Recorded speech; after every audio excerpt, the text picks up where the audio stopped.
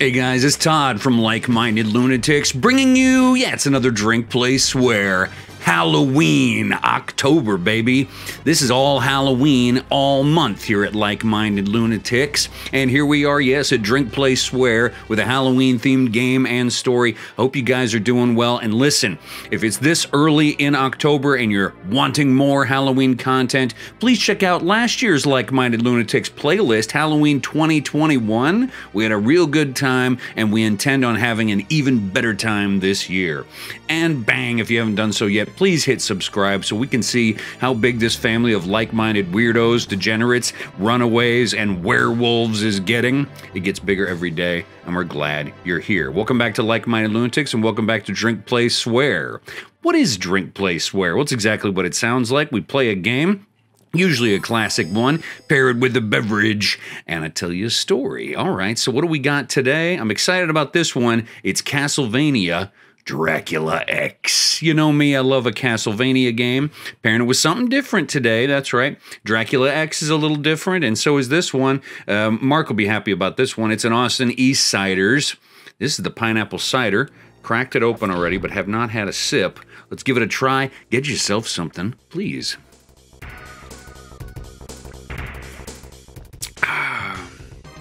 You know what I'm going to say?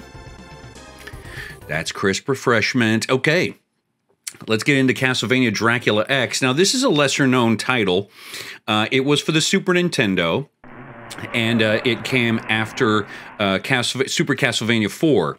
Super Castlevania 4 was like a launch title, I think, and then this one's lesser known, but I love it. I love this game, and looking it up, it gets not great reviews. It gets substandard reviews. I think it's pretty great. Listen to the soundtrack.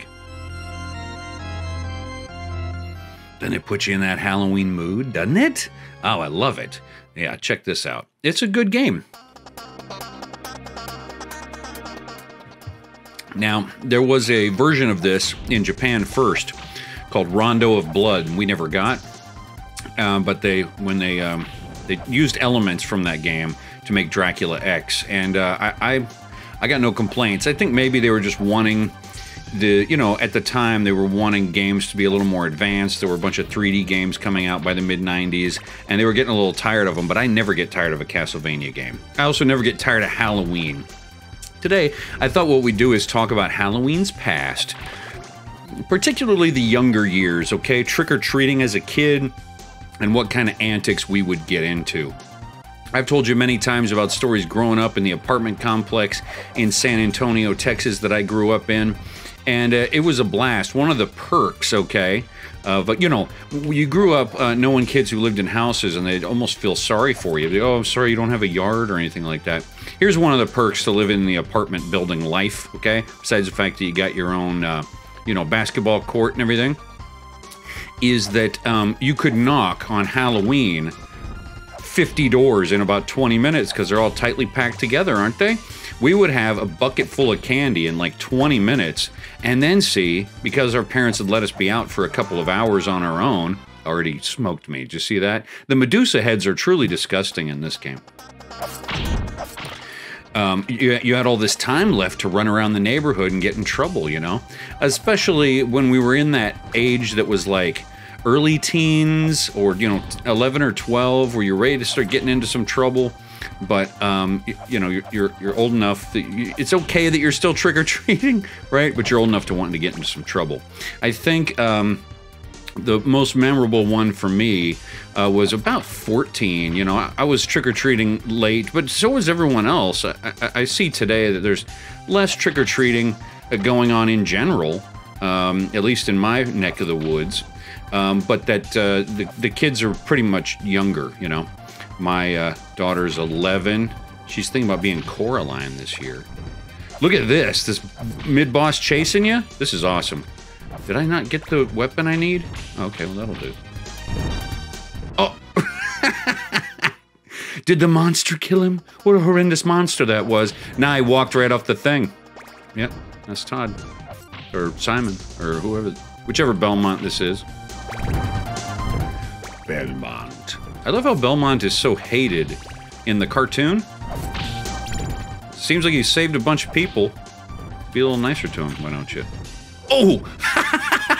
That dude smoked me. All right, let me pause for a second. Yeah, I'm gonna have to continue and get into the story a little bit. So, yeah, when we were younger, living in that apartment complex, we would go trick-or-treating and bang, bang, bang, we're filling up those orange plastic pumpkins real quick.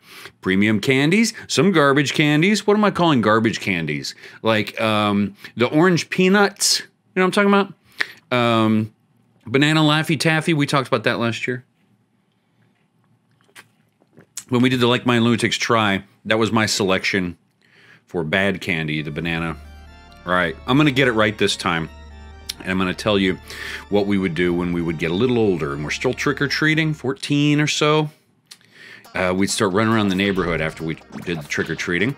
This allowed for a couple of things. One, scaring younger kids, right? Two, you could shovel in as much candy as you wanted because your parents weren't around yet to like have opinions about how much you had or didn't have. But three, you could, go to the train tracks. So I remember this one year in particular, we went up to this house and there was nobody at the front porch, but there was a bowl, like a cauldron of candy on a chair at the front porch. Huge mistake, right? And a note, please take one only. I don't care, I'm 42. If I'm trick-or-treating with my kids and they're nice and they're like, sir, do you want to grab one? I'm not grabbing one. I'm grabbing 8, okay?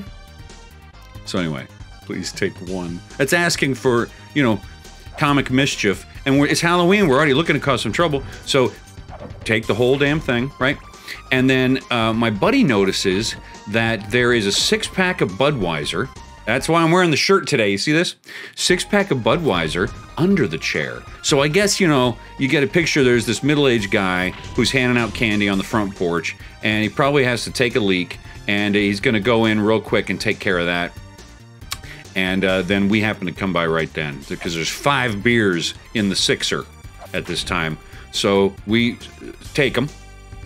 I gotta be careful. I'm not doing great here. So we take them. I'm gonna defeat that mid-boss, at least, okay? At least. If I can get to him again. We take all the candy that this house has, and we take the 5-pack. Remember that from that 70s show?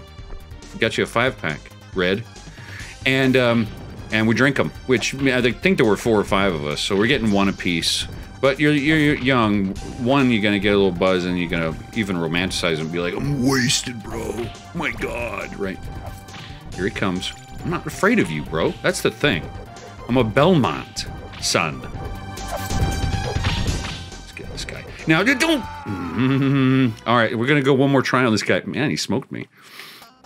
We're gonna go one more try on this guy. I'm gonna wrap it up here. All right.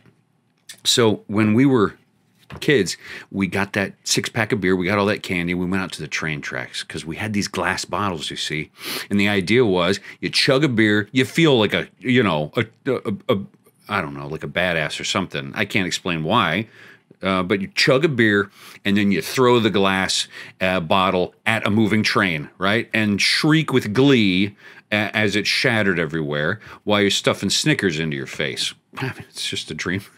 It's a kid's dream scenario, right? And then we'd sit around before we went home. Some kids would be smoking cigarettes already. I don't think I was quite yet. But some kids would be smoking cigarettes before they have to go home to mom and dad. Or just mom or just dad or whatever the thing was with that family. A lot of single parent latchkey kids in my friend group growing up. I gotta get moving here. I'm gonna smoke this dude. Ready? Yeah! Toddy McRae destroying that dude, whatever he was. And what was so fun is we're killing time there, just hanging at the railroad tracks after we've destroyed these bottles of beer, right? And people would start telling stories. Sometimes they'd tell stories from their past or family stories they'd heard, ghost stories, scary stories. Sometimes you'd get local folklore, right? Local folklore. And in San Antonio, Texas, whoa! Actual boss, Hellhound, usually my special. We would tell stories from local folklore. And if you're from San Antonio or from Texas at all, you probably know the story of the kids and the train tracks, right? So you got to tell that story if you're hanging out in San Antonio, hanging out by some train tracks. And the story would go, I'm going to smoke this too, but I want to tell this to you real quick. The story went, and some of this is true because there is like a newspaper article with a photo from the past, from the 30s or 40s. But, you know, it might have gotten, you know, overblown over time. But the story would go that there were these kids that went to a Catholic school on a school bus. And I don't know if they were on a field trip or what was going on. Supposedly there was a nun driving, which I just love that image of like a grumpy nun driving a school bus.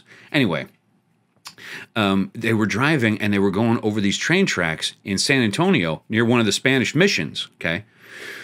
And they stalled out and they couldn't get moving. And the legend has it that they couldn't get moving and that a speeding train came by, it smashed into them, and that over 10 children died. So in San Antonio, what we like to do is go to that set of train tracks. Well, we would just like, because some of us didn't know where it was and like Google didn't exist yet, you'd just go to your neighborhood train tracks and hope they showed up. And what they would do is that you'd get in the car and you'd turn the car off sitting on the train tracks. And if you're real sophisticated or you planned ahead, you get baby powder and you put it on the exterior of the car and you sit and wait. And the story would go that the little kids, the ghost of these kids, they would try to like help you. They would try to push you off out of the way so that you don't meet the same fate that they did. Fun. Well, you know, we would do it with friends and we would sit on the train tracks in somebody's car when people started driving, right? And there'd be that one kid who's kind of shaking a little bit in the seat so that the car kind of jostled a little bit. But you knew, you could see him. He's the same kid who was moving the Ouija board. You know what I mean? This is not an honest friend, but he's a good friend anyway. And then, you know, you'd get out hoping that, you'd get out of the car hoping you see little handprints. I never did. People claim they did, and that's fine. It's fun to be afraid, and it's fun to think about that stuff. Let's wrap up here. I want to kill this dude. I want to kill this hellhound real quick. I hope you guys are doing well. I hope you're having a great pre-Halloween planning. And look at that. What a joy to be the boss for you here at the beginning of October. In between now and the next time I talk to you, I am Toddy Mac Wright with a full cider. Pineapple cider.